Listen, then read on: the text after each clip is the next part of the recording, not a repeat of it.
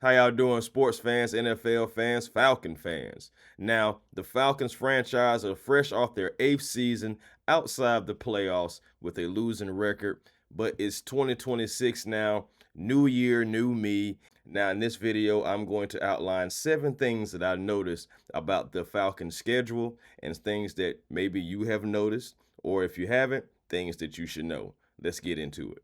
Now, BetMGM has the Falcons sitting at about 7.5 wins. I've also seen Sports Illustrated say 5-12 record.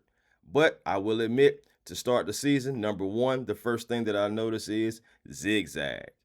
Now, with that being said, they have to go up to Pittsburgh on the first game of the season, statement game, come back down home for week 2 for the home opener, go up to Thursday night football, short week with Green Bay and Lambeau, and then come back down for Monday night football versus the New Orleans Saints. They're going to have to be prepared for that, flight arrangements, and also have their bodies prepared just for the back and forth travel. They already have to play football, and it's a physical sport. Number two, the first 10 weeks is really a gauntlet. I've seen other people say, hey, first 5 games. I've seen people say first 8 games. But honestly, when you look at the first 10 games of the season before the Atlanta Falcons go on bye in week 11, it is a gauntlet. You have the Steelers, as I've already mentioned.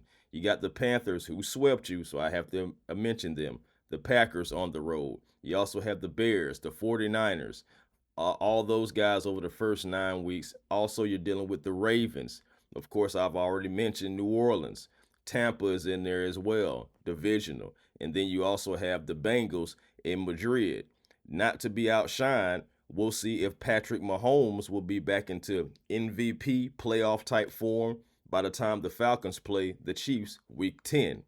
So, and that is coming back from Madrid, going right into a matchup against the Chiefs before you finally reach important bye week. I like the bye week. The bye week for the Atlanta Falcons is cool.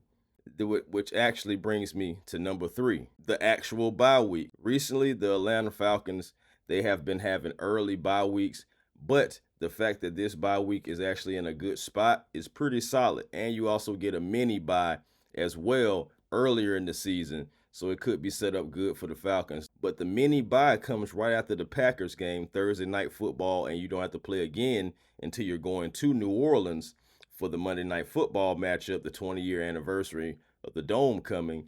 You have to worry about that. Last year, they had week 5 bye slot. And honestly, after that, it was a gauntlet for the Atlanta Falcons. And Falcon fans were saying, my goodness, I wish we had a later bye. Number 4, now we're backtracking just a little bit, but prime time. All the Falcons' primetime games are early. I even predicted myself that the Falcons would have at least 3 to 4 primetime games. Technically, they do. If you want to add in the Madrid game, start at 9:30 a.m. That right there is a technically, I guess, kind of primetime game. It all depends on how you guys look at it. But at the same time, though, you look at it, those primetime games are early. Atlanta had 5 primetime games last season, plus a standalone game with the Colts in Berlin. So technically 6. So that lets me know that the NFL schedules, they wanted to get Bijan Robinson on the screen, but they don't have faith fully in the Falcons team because we don't have a lot of primetime games this year. We just don't. Monday Night Football has been good for the Atlanta Falcons, though. Since 2015, Atlanta is 9-1 on Monday Night Football games. And that matchup again comes against the Saints. 20th anniversary of the Dome coming from 2016. And the Falcons did have success on the 10-year anniversary of the Dome coming. So we're hoping that the Falcons can have more success when it comes to the 20th year anniversary. But we'll see what happens. Also, let's talk about Thursday night football before I move on, because the Falcons have won 2 straight Thursday night football games and all time are 9-4. This one will be against the Packers in their home opener. Number 5 for you guys, the return. The return of who? Kevin Stefanski in Cleveland. And it's going to be cold. This right here is a good one because, of course, the return of Kevin Stefanski to the Cleveland Browns Also, you think about it when it's going to happen later in the season. So both teams have no excuse on not being established. Both teams, by the time that they play football against each other, you will know exactly who both teams are.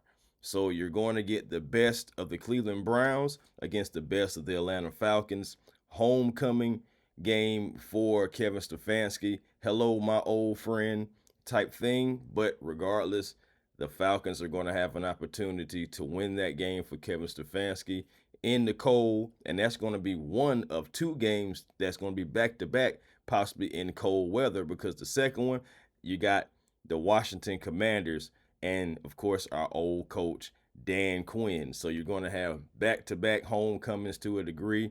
Hello, oh, my old friend, once again. Number 6, finishing the season strong. The Falcons have 3 divisional games to end the season this year.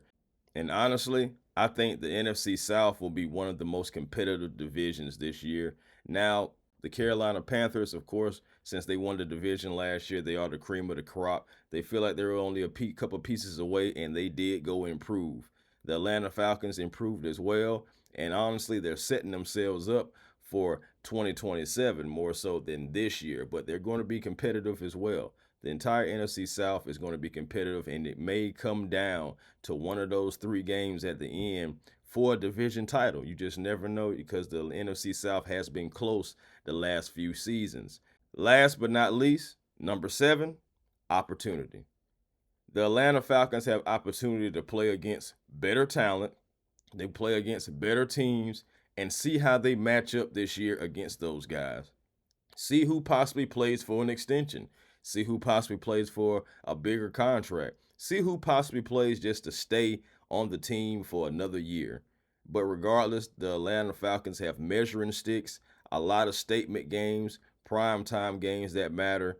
Ultimately, the Atlanta Falcons have the opportunity and the ball in their court to show that they do need to be taken seriously and to show that they can compete against some of those bigger, better teams, at least on paper. The Atlanta Falcons, the opponents were going to be the opponents anyway. You can look up really the next 3-4 years of opponents just on the internet. It's just all about placement, when you're going to play them, etc. But the opponents are who they're going to be regardless. You just have to go out there and execute. They still have to play the Atlanta Falcons too. And at the end of the day, the Falcons should be focused on what they need to do, and that is execute and show guys that, hey, we're coming to punch you in the mouth. But guys, let me know how you feel about the schedule. Let me know how you feel about this video. And if you do like the video, please make sure you like and subscribe and be a part of the A1 Forever family, because we want you here, right here at A1 Forever Sports. Enjoy your day. Enjoy your Sunday. Be safe out there. Peace and blessings to you all. Make sure you find your peace today, and I will holler. Go Birds.